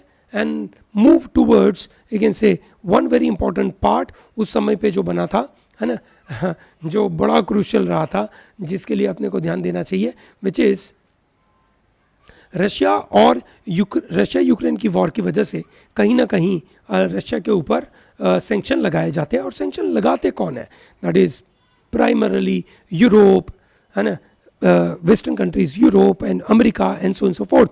तो उन सब सैंक्शन से बचने के लिए, उनकी परेशानी को से दूर जाने के लिए रशिया एंड नॉर्थ कोरिया ने एक सिक्योरिटी पैक्ट बनाया है। ये हमारे लिए सबसे इंपॉर्टेंट है ना। We all know Russia and you can say North Korea, ठीक है। आपको पता होगा रशियन प्रेसिडेंट व्लादिमीर पुतिन ने एक comprehensive strategic partnership deal north Korea के साथ करी थी, ठीक है ना। नॉर्थ कोरिया के लीडर कौन है? नॉर्थ कोरिया के लीडर है किम जोंग अन, और ये हुआ था प्योंगयांग में। Okay, so this pact was sign at Pyongyang. याद रहे दोस्तों, ये इंपॉर्टेंट डील है ना। सो दिस इज प्राइमरली, ये डील के अंदर इमीडिएट मिलिट्री असिस्टेंस देने की बात है, इमीडिएट मिलिट्री असिस्टेंस देने की बात है। ओके, कि अगर इनकेस कुछ पंगा हो गया तो हम इमीडिएटली हम इनको मदद करेंगे, ठीक है दोस्तों, ये ध्यान रहे, है ना। इसका हिस्टोरिकल सिग्निफिकेंस अगर हम बात करें तो वर्ल्ड वॉर 2 होने के बाद, ठीक है, सोवियत यूनियन, ठीक है, कि को कोरिया पे राज करना था। So thereby it provided significant support to North Korea के founder Kim Il Sung. Okay, जब कोरियन वॉर हुई, ये इनके दादा है ना, ये इसके ग्रैंडफादर है। ओके, ठीक है, तो ये उन्होंने डेवलप करा। Following the war USSR and China supported north Korea, while south Korea को सपोर्ट करने लगे दैट इज यूएसए। ओके, 1960 ये सब हो रहा था 1945 में। ओके, 1961 में Russo North Korean treaty of friendship, cooperation and mutual assistance was sign, जहाँ पे दोनों के बीच में एक म्यूचुअल डिफेंस अग्रीमेंट हुआ, है ना। और 1991 में जब सोवियत यूनियन यू कैन से डिसॉल्व हो गया, तो पुतिन ने 2000 में इनके साथ अच्छे अच्छे रिलेशनशिप बनाने की कोशिश करी, ठीक है। सो ये जो सिक्योरिटी पैक्ट हुआ था वो इम्पॉर्टेंट है, इसके बारे में हमें पता होना चाहिए कि एग्जैक्टली ये सिक्योरिटी प्ली हुआ कैसे। ओके, चलिए आगे बढ़ते हैं। And now we go and talk about another important very important news item which is connected to our one of the you can say closely connected country called Thailand. Thailand becomes third Asian country, ठीक है, which legalize same sex marriage. क्या करते ये लोग? Same sex marriage इन्होंने legalise कर दिया। Okay, ठीक है, दैट्स वेरी इंपॉर्टेंट, ठीक है। National assembly pass a marriage equality bill. Thailand is you can से थर्ड एशियन कंट्री। तो इसके पहले कौन बना, है ना, इसके पहले कौन कौन सी कंट्री ने लीगलाइज किया? Okay, so that is one country which is called Taiwan, that is the first you can से Asian country. Second Asian country is Nepal, और उसके बाद Thailand. Okay, this legislation replaces certain gender specific terms, ठीक है, like husband wife, man woman, ठीक है ना, ये सब उन्होंने हटा दिया। उसकी जगह पर उन्होंने न्यूट्रल टर्म लगा दिए, स्पाउस, पर्सन, है ना, इस तरीके से उन्होंने बना दिए। दोस्तों आपको ये पता होगा कि ग्लोबली ये LGBTQ राइट्स के बारे में बात हो रही है ना। ग्लोबली ये LGBTQ के बारे में बातें होती रहती है, ठीक है, LGBTQIA, है ना, प्लस इनके बारे में बात होती है। इसको, है ना, ये इसके खिलाफ जो लोग होते हैं वो बोलते हैं एंटी वोकिज्म। क्या बोलते हैं? Anti wokeism. ये आपको पता होगा, है ना। अभी रिसेंटली कुछ उसके बारे में बात हुई थी। इंडिया की सुप्रीम कोर्ट ने इस बात को बिगिन से मना कर दिया, ठीक है। There are total 36 countries in the world which allows same-sex marriage, which includes Argentina, Australia, Canada allows it, ठीक है, France allows it, Germany allows it, ठीक है, Netherlands allows it, UK allows it, USA allows it, है ना। तो ये तरीके से अलग अलग कंट्रीज अलाउ कर रही है। Japan is in the pipeline. Japan की सुप्रीम कोर्ट ने सेम सेक्स मैरिज के लिए एक जजमेंट था, वो अलाउ कर दिया था, ठीक है ना, सुप्रीम कोर्ट ऑफ जापान ने, ठीक है। पर अभी तक उनका लॉ बनाना बाकी है, अभी तक उनका लॉ बनाना बाकी है। So that is what you should know. Another news item which is connected to Mexico, quickly पता होना चाहिए, मैक्सिको से न्यूज आइटम आया which is first female president which is known as Claudia Sheinbaum.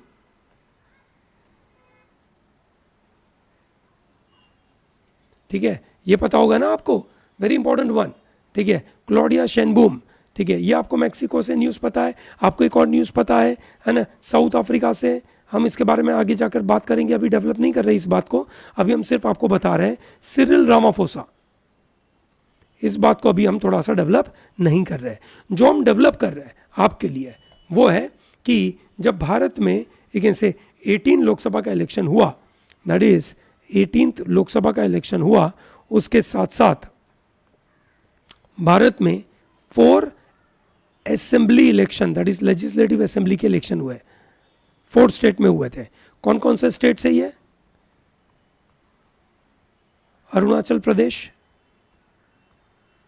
ठीक है, आंध्र प्रदेश, उड़ीसा और सिक्किम। तो हमें पता होना चाहिए कि यहां पे नए सीएम आए हैं, उन सीएम का नाम क्या है, ठीक है। अरुणाचल प्रदेश के जो सीएम है उनका नाम है पेमा खांडू, ओके। देन आंध्र प्रदेश के जो आपको पता होगा चंद्रबाबू नायडू, ठीक है। उड़ीसा के नए हैं, ओके, विच इज मोहन चरण मांझी। क्या नाम है उनका? मोहन चरण मांझी। और सिक्किम के पेम सिंह तमांग।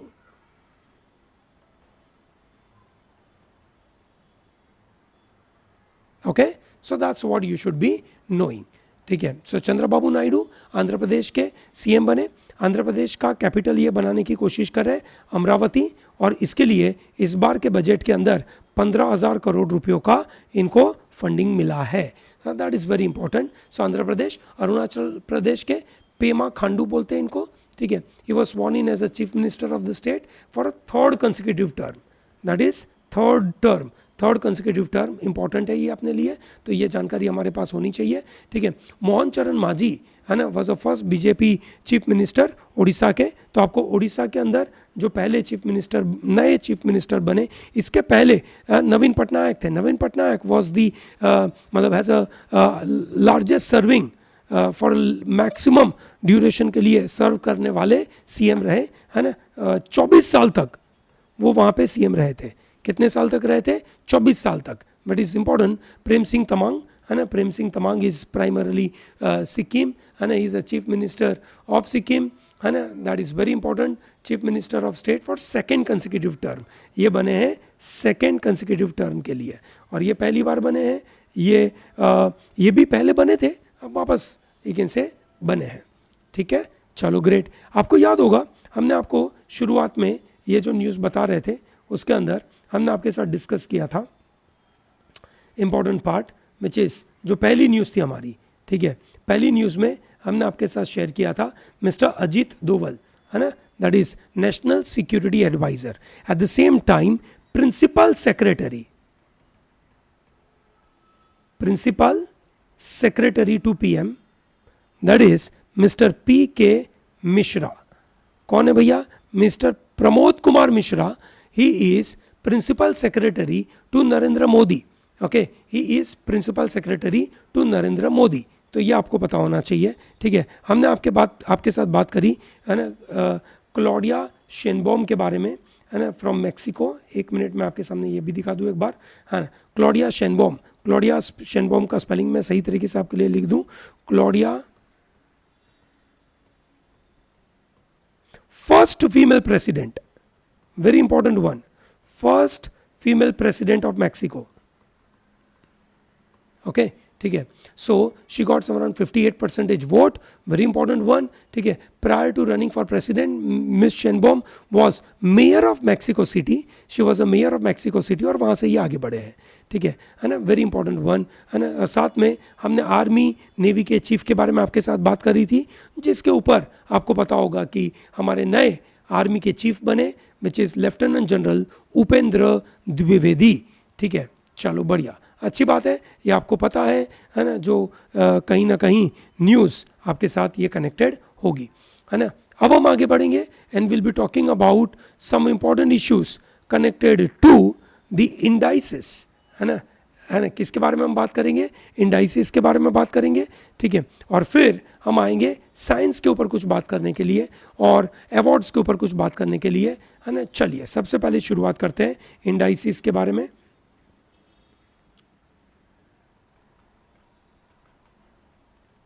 पहला इंडाइसिस आपके लिए हम बात करें वर्ल्ड इकोनॉमिक फोरम का ग्लोबल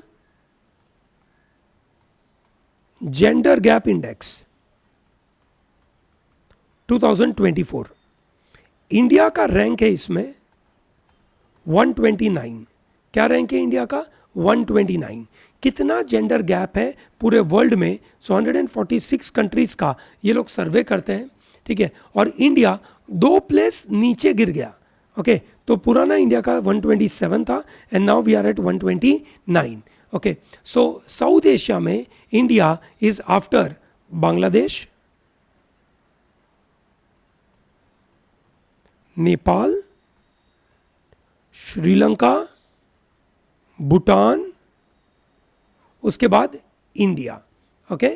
ठीक है. तो ये आपको पता होना चाहिए. आउट ऑफ 146 कंट्री टॉप में कौन है? टॉप है आपके लिए आइसलैंड.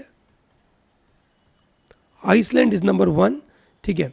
ओके. और यूरोपियन इकोनॉमी में देखा जाए तो फर्स्ट रैंक आइसलैंड, फिर दूसरा नंबर पे आपका फिनलैंड, थर्ड नंबर पे आपका नॉर्वे. ठीक है. ये आपको आइडिया होना चाहिए. सबसे लास्ट में the last one is Sudan. Okay. Last one is Sudan. ये आपको आइडिया होना चाहिए. Great. So that's world economic forum का very important one which is known as global gender gap report. Gender में कितनी गैप है उसके बारे में बात हो रही है. ठीक है. चलो great. Then we talk about global peace index. क्या नाम है इसका भैया? Global peace index. क्या होता है ग्लोबल पीस इंडेक्स 2024? ठीक है. Global peace index is compiled by institute of economic peace. कौन कंपाइल करता है? Institute of economic peace. ये कंपाइल करते हैं. ठीक है. और इस कंपाइलेशन में टॉप में है वापस आइसलैंड, नंबर 2 पे है आयरलैंड, नंबर 3 पे है ऑस्ट्रिया. ओके. सो ये आपके टॉप में है. इंडिया का रैंक है इसमें 116 और सबसे लास्ट में है येमेन. ओके. तो यहां पे पीस नहीं है. India is 116. ठीक है. Out of 163 countries, out of 163 countries, है ना. ये है भैया, है ना. ये उनका सेकंड सिचुएशन है. गाजा यूक्रेन की कन्फ्लिक्ट को ये लोग ध्यान दे रहे हैं. ठीक है. देर आर अराउंड 92 कंट्रीज जहाँ पे कन्फ्लिक्ट चल रही है. इस तरीके से इनकी बातें होती है. So that is a global peace index. India की पोजीशन मैंने आपको बता दी. और तीसरा जो महत्वपूर्ण पार्ट है विच इज वापस वर्ल्ड इकोनॉमिक फोरम का global energy transition index which is 2024. Okay. और ये जिसके अंदर इंडिया का पोजीशन है भाई वर्ल्ड ट्रांजिशन में. India 63rd. एनर्जी ट्रांजिशन मतलब shifting from the fossil fuel based energy to non fossil fuel based energy. ठीक है ना. इसके अंदर टॉप रैंक में है, टॉप रैंक में है स्वीडन. ओके.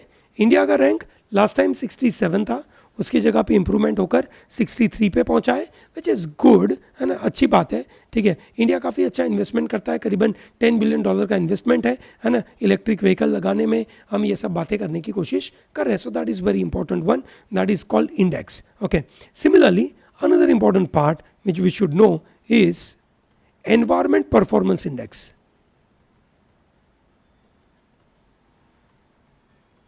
क्या नाम है? एनवायरमेंट परफॉर्मेंस इंडेक्स, ठीक है ना, एनवायरमेंट परफॉर्मेंस इंडेक्स, जो एनवायरमेंट के नाम पे इंडिया कितना काम करता है ना, उसके बारे में बात कर रहा है, ठीक है ना, इंडिया कितना काम कर रहा है या पूरा वर्ल्ड में क्या काम चल रहा है उसके बारे में बातें हैं, ठीक है। So environment performance index 2024 has been released, है ना, by the organization which is Yale University Environment Performance Index, EPI बोलते हैं, येल बनाता है ये, और इसके अंदर इंडिया बहुत बुरी पोजीशन में है, which is 176 out of 180 countries, ठीक है। दिस इज इंडिया का position, okay. Environment performance index EPI, okay. Environment performance index बोलते हैं, येल सेंटर इसको पब्लिश करता है। कौन पब्लिश करता है ये भी कभी कभार पूछा जाता है, so therefore we should know, okay, है ना, that is how the idea is. So there are 5 countries, है ना, जिन्होंने अपना कोशिश करा है ग्रीन हाउस गैसेस को कम करने के लिए, उसके बारे में बात है ना। तो जिसके अंदर टॉप में कौन कौन सी कंट्रीज जिन्होंने अचीव किया है, which is called Estonia, Finland, Greece, Timor Leste and UK, okay. और सबसे नीचे अगर कोई जाता है तो दैट इज अगेन से सहारन कंट्रीज, ऐसा आप बोल सकते हो। सो फर्स्ट नंबर पे एस्टोनिया है, ठीक है ना। रैंक के मुताबिक अगर बात करें तो फर्स्ट पे एस्टोनिया, है ना, इन लोगों ने नेट जीरो 2030 में अचीव कर दिया है, नेट जीरो 2030 में अचीव कर दिया है। रैंकिंग के मुताबिक अगर मैं जाऊं तो पहले पे एस्टोनिया, दूसरे में लग्जमबर्ग, तीसरे पे जर्मनी, ठीक है ना, चौथे पे फिनलैंड है और पांचवें पे यूके है। और सबसे बॉटम पे अगर आप जाओ तो दैट इज अगेन से सबसे bottom 179 is Pakistan and 180 is Vietnam, okay. So this is how this environment performance index के बारे में बात है ना। Similarly there are few other like एक आता है आपका कंटेनर पोर्ट परफॉर्मेंस इंडेक्स। क्या आता है उसका? Container port performance index, very important one, है ना। कंटेनर पोर्ट परफॉर्मेंस इंडेक्स 2023 बोला जाता है इसको। कौन से नंबर का अपन लिख रही है? 5वें नंबर पे, यस, 5वें नंबर पे कंटेनर पोर्ट परफॉर्मेंस इंडेक्स, ठीक है, दैट इज 2023 का है ये, जिसमें, है ना, इंडिया के 9 ports are included in a global top 100। Global top 100 port में इंडिया के 9 इंक्लूडेड है, okay. This is very important, it is developed by world bank and standard and poor, S&P बोलते हैं, standard and poor, that is how the idea is. पहले number पे कौन सा port है? Which is known as Yangshan port of China, Yangshan port of China, ये number 1 पे है, ओके। और उसके बाद दूसरे नंबर पे है port of सलाला, port of सलाला which is in Oman, ये नंबर 2 पे है, ठीक है। इंडिया का जो सबसे टॉप पोजीशन वाला है ना, ठीक है, तो जो इंडिया का टॉप वाला है which is called Visakhapatnam port, okay. Visakhapatnam port is 19th number पे है, okay. Last year Visakhapatnam was 115 number पे था। आप देख सकते हैं कि ये बड़ा मस्त है, ओके। चलो बढ़िया। फिर दूसरा कौन सा है आपका विशाखापट्टनम के बाद? मुंद्रा पोर्ट, है ना, which is a private port, Mundra port, ठीक है, जो बहुत अच्छी पोजीशन पे है। उसके बाद Pipavav, that's also private port, Pipavav, है ना। कामराजार पोर्ट, कोचीन, हजीरा और कृष्णापट्टनम।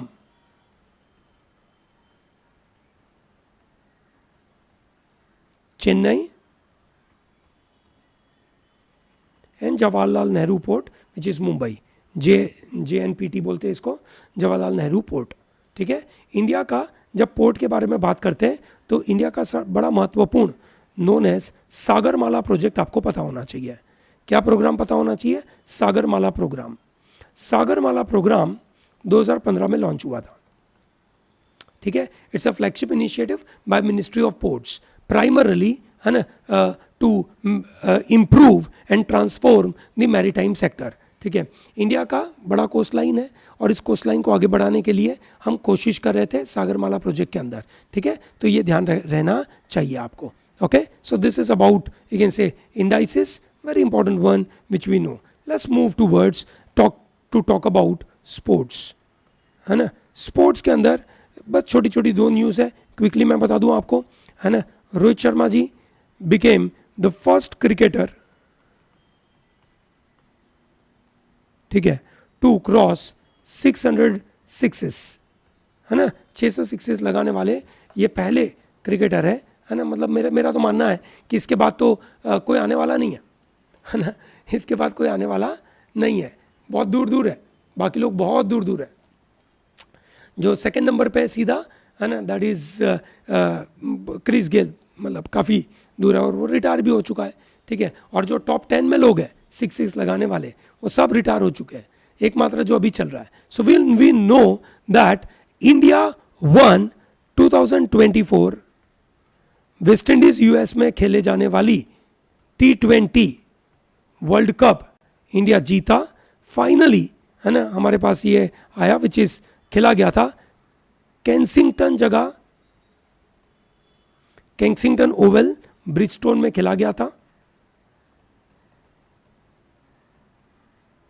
है ना। Bridge town, not Bridgestone, sorry, bridge town. Okay, और हमने 7 रन से ये मैच जीती थी। ठीक है, and that is India versus South Africa final. Okay, captain Rohit Sharma ji थे, टोटल 20 टीमों ने पार्टिसिपेट किया था। ठीक है दोस्तों, आपको याद होगा T20 का जब पहला वर्ल्ड कप हुआ था, है ना, जो 2007 में हुआ था, साउथ अफ्रीका में हुआ था। ठीक है, सो इंडिया ने पाकिस्तान को हराकर ये मैच जीता था। India won by 5 runs, Pakistan को हराकर जीता था। This is at Johannesburg, South Africa, है ना, वहां पे खेला गया था। अभी तक इंडिया 2 बार T20 वर्ल्ड कप जीता है। ओके, पाकिस्तान 1 बार जीता है। ठीक है, इंग्लैंड भी 2 बार जीता है। ठीक है, कौन कौन से countries? India and England. Okay, Australia 1 बार जीता है, वेस्ट इंडीज भी 2 बार जीता है। ओके, श्रीलंका 1 बार जीता है। ओके, सो कौन कौन 1 बार? ऑस्ट्रेलिया, पाकिस्तान, श्रीलंका 1 बार जीते हैं। इंडिया, इंग्लैंड और वेस्ट इंडीज 2 बार जीते हैं। ठीक है, चलो बढ़िया, है ना, वेरी इंपॉर्टेंट वन, ये हमें पता होना चाहिए। टॉप स्कोरर कौन थे? अफगानिस्तान के रामोनुल्लाह गुरबाज। ठीक है, he was a top scorer. ठीक है, 281 रन्स, है ना। टॉप विकेट टेकर कौन था? है ना, दैट इज सेम 17 विकेट के साथ 2 लोग, फजल हक फारूकी एंड अर्शदीप। ठीक है, ये टॉप विकेट टेकर थे। चलो बढ़िया, है ना। So that is what we know. And then इसी समय पे फ्रेंच ओपन हुआ। फ्रेंच ओपन, है ना, फ्रेंच ओपन ये बड़ा इंपॉर्टेंट होता है, जिसको पॉपुलरली रोलैंड गैरोस भी कहते हैं, है ना, जो क्ले कोर्ट पे खेला जाता है ना, रोलैंड गैरोस भी बोलते हैं इसको। ठीक है, और इसके अंदर जीता कौन? मेल में जीते अल्कारेस, है ना। कौन जीता? कार्लोस अल्कारेस। आपको याद होगा कार्लोस अल्कारेस का अभी ओलंपिक्स में भी ये गए थे, है ना, ही इज फ्रॉम स्पेन, पर वो सिल्वर मेडल लिए, गोल्ड मिला किसी और को, है ना। उन्होंने अलेक्जेंडर जेवरेव को फ्रेंच ओपन में हराया था। ठीक है, and that is Alcaraz and Iga Swiatek. क्या नाम है भैया? फीमेल में कौन जीता? ईगा स्वियातेक फ्रॉम पोलैंड, उन्होंने जास्मिन पाउलिनी ऑफ इटली को हराया था। ठीक है, चलो बढ़िया। तो ये दो बड़ी महत्वपूर्ण न्यूज़ जो स्पोर्ट्स की थी, जो आपको पता होनी चाहिए। Now simply we move towards the next one is called science and technology वाली news. Very important one, please ये ध्यान रखना, है ना, बड़े काम की है, याद कर लीजिएगा। पहला जो सबसे इंपॉर्टेंट चीज़ है, 2025 is to be declared as international year of quantum science and technology. Officially United Nation ने इसको डिक्लेयर कर दिया है ना, known as international year of quantum science and technology. ठीक है, एंड देयर बाय ये, है ना, ये जो टाइमिंग है बड़ा इंपॉर्टेंट है।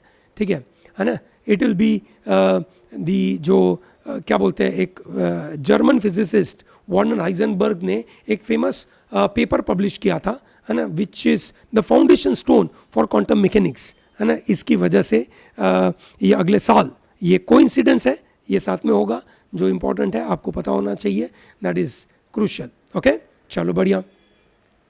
Second important news which is about science and technology is Chile, या चिले के ऊपर से है, which is Chile is going to install world's largest astronomy camera at Atacama Desert. Kyle और चिले is important, okay? This is known as Vera C. Rubin Observatory. क्या नाम है उसका? Vera C. Rubin Observatory. Okay? ठीक है, it's a digital camera, है ना? It has a 3.2 Gigapixel का कैमरा है ये। भाई साहब, क्या ही बड़ा कैमरा है, 3 टन का कैमरा ही है ना। आप सोचिए, अगर आपके फ़ोन में इस तरीके के कैमरा आने लगे तो आपको कितना उठा के जाना पड़ेगा। Atacama desert is located on the Pacific coast of South America, north of Chile. ठीक है, और वो बहुत, मतलब it is known as the driest, you can say non polar desert कहते हैं उसको, ड्राइस्ट नॉन पोलर डेजर्ट बोलते हैं इसको। वेरी प्रॉब्लमेटिक, काफ़ी प्रॉब्लमेटिक सिनारियो है वहाँ पे, तो इन्होंने वहाँ पे यू कैन से रखा है। तीसरी news coming from you can say Mars, that is 3 craters were discovered on Mars, है ना, discovered on Mars by physics research laboratory, जो Ahmedabad based you can say important है, physical research laboratory, very important one. ठीक है, उन्होंने बोला कि भैया ये 3 क्रेटर है ना। 3 क्रेटर के नाम क्या दिए इन्होंने? वन इज लाल क्रेटर, एक प्रोफेसर देवेंद्र लाल है उनके नाम से, ठीक है, ना कि रेड कलर की वजह से। ठीक है, सेकेंड इज मुरासन क्रेटर, है named after a town in Uttar Pradesh, Mursan. ठीक है, okay, so that is important. And third is Hilsa crater, है ना, it is a town in Bihar, Hilsa crater. ठीक है, crater का importance क्यों है ना, that is very important because ये जो लाल crater है वो लावा से कवर्ड है पूरा, तो वॉल्केनिक रीजन है, तो हमें पता चलता है कि एग्जैक्टली वहाँ पे इस तरीके की सिस्टम कैसे हुई। ओके, तो ये हमें जानकारी मिलती है। और ये जो मुरासन और हिल्सा है, they provide timeline for you can say infilling process of Lal crater, which means किस तरीके से ये लावा निकला और किस तरीके से ये क्रेटर डेवलप हुए, उसके बारे में हमें जानकारी देता है। सो दैट इज मार्स के बारे में बात है। ठीक है, चलो बढ़िया, दिस इज वेरी इंपॉर्टेंट, है ना। आगे बढ़ते हैं, जो काफ़ी क्रूशियल, है ना, न्यूज़ आई उस समय पे, है ना, जिसको एक बार रिपीट करने की ज़रूरत पड़ेगी, which is known as AstraZeneca, है ना। एस्ट्राजेनेका ने एडमिट किया कि कोविड वैक्सीन की वजह से, जो भी आपने कोविड वैक्सीन ली थी इंडिया में, है ना, कोविशील्ड के नाम से, जिसकी वजह से एक क्लॉटिंग होती है ना, ब्लड क्लॉटिंग हो सकती है, उसको नाम दिया TTS, है ना। क्या बोलते हैं इसको? थ्रोम्बो थ्रोम्बोसाइटोपेनिया, ओके, सो पहले नाम आएगा थ्रोम्बोसिस विथ थ्रोम्बोसाइटोपेनिया सिंड्रोम, ठीक है, ये टीटीएस का पूरा नाम है। इंडिया में same vaccine Pune based serum institute बनाता था, ठीक है, टीटीएस बोलते थे, है ना, ये एस्ट्राजेनेका, अपने इंडिया में उसका नाम बोलते थे कोविशील्ड, है ना, not TTS, TTS is a problem they accepted, है ना, वैसा। ओके, चलो, कोविड का एक नया वेरिएंट आया है जिसका नाम है फ्लर्ट, FLIRT, है ना, अब इसको फ्लर्ट बोलना ही चाहिए क्योंकि काफ़ी समय से ये बदलाव कर रहा है। ओके, इंडिया में जो पॉपुलर स्पाइसेस ब्रांड है MDH एंड एवरेस्ट, उसको सिंगापुर, हांगकांग एंड USA ने, है ना, बोला कि भैया ये बैन कर दो, है ना, और उसको इन्वेस्टिगेशन पे डालो क्योंकि इसके अंदर, इस स्पाइसेस के अंदर कुछ कंटेमिनेशन है and there is a presence of ethylene oxide. किसका प्रेजेंस है? Ethylene oxide, which is a very toxic chemical which is use as a food stabiliser, ठीक है, and this is beyond permissible limit, जिसकी long term exposure की वजह से लोगों को कैंसर हो सकता है, ठीक है, ऐसा उन्होंने कहा, ठीक है। Ethylene oxide is a colourless flammable, ठीक है, और in many ways is a remarkable gas, है ना, which is use for sterilising medical devices, और मेडिकल डिवाइसेस में ये यूज होने के बाद इसको यहाँ पे, है ना, लगाया जाता है, पर कहीं ना कहीं, है ना, इसका एक लेवल से ज़्यादा क्वांटिटी अगर बढ़ गया तो भाई भारत के लिए प्रॉब्लम है ना, भारत के लोग आसानी से इन सबको यूज़ करते हैं, तो ये दिक्कत है भाई, है ना, ऐसा होना नहीं चाहिए, ठीक है। चलो, great, so I hope that is very clear. एक important news which is about space के साथ, ठीक है, इंडो फ्रेंच सैटेलाइट, ठीक है, इंडो फ्रेंच सैटेलाइट के बारे में बात करेंगे दोस्तों, ठीक है ना, काफ़ी इंपॉर्टेंट है, इसके बारे में हम क्विकली समझ लेते हैं कि एग्जैक्टली क्या है। सो ये जो इंडो फ्रेंच सैटेलाइट सिस्टम है जिसमें इसरो ने डिटेल दिया, दिस इज नोन एज तृष्णा, ओके, याद रखिएगा इसका नाम है तृष्णा। तृष्णा is engineered to deliver high spatial and high temporal resolution monitoring earth surface temperature, emissivity, biophysical and radiation variable of the earth, that is important, ये बिल्कुल याद रखिएगा, तृष्णा इसका नाम है ना, इसरो और फ्रांस के बीच में मिलकर ये बड़ा इंपॉर्टेंट मिशन है ना। इसके पहले इंडिया और फ्रांस का एक अच्छा सा मिशन था, उसके बारे में मैं 2 मिनट में बात करूंगा आपके साथ, ठीक है, तो ये बिल्कुल आप इसको नोट कर लीजिए। दिस इज नोन एज तृष्णा, इसका फुल फॉर्म है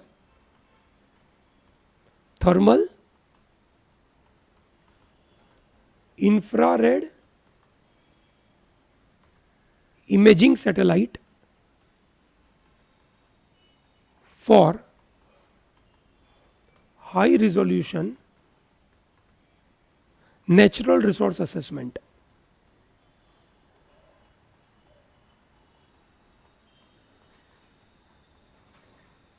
ओके, ठीक है, सो दैट्स वेरी इंपॉर्टेंट। इसके पहले ऐसा हमने एक सैटेलाइट का सिस्टम बनाया था, इंडो फ्रेंच सैटेलाइट को नाम दिया गया था, है ना, Argos and Ertiga, which is a joint Indo French satellite mission for oceanographic study, है ना, ये नेचुरल की स्टडी है, और इसको नाम दिया गया था सरल, विच इज ओशनोग्राफी के लिए।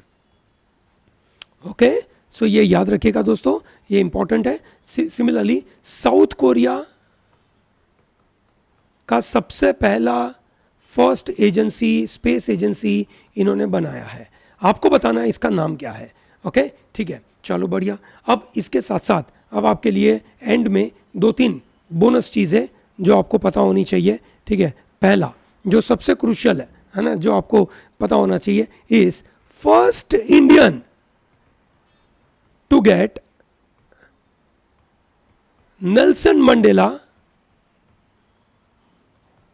Life time achievement award.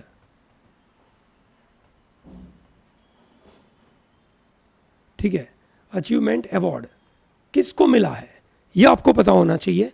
दूसरा, आपको पता होना चाहिए दैट जून महीने में एनवायरनमेंट डे होता है, विच इज 5 जून, ओके, और इंटरनेशनल योगा दिवस होता है, which is 21 June.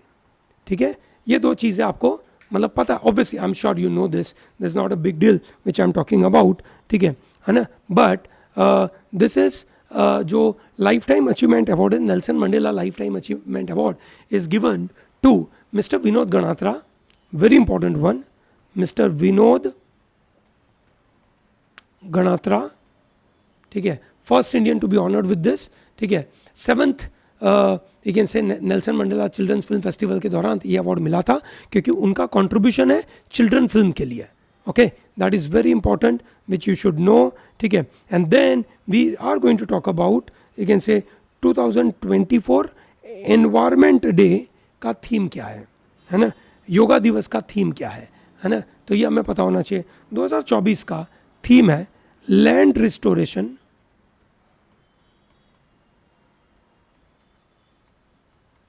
desertification and drought resilience.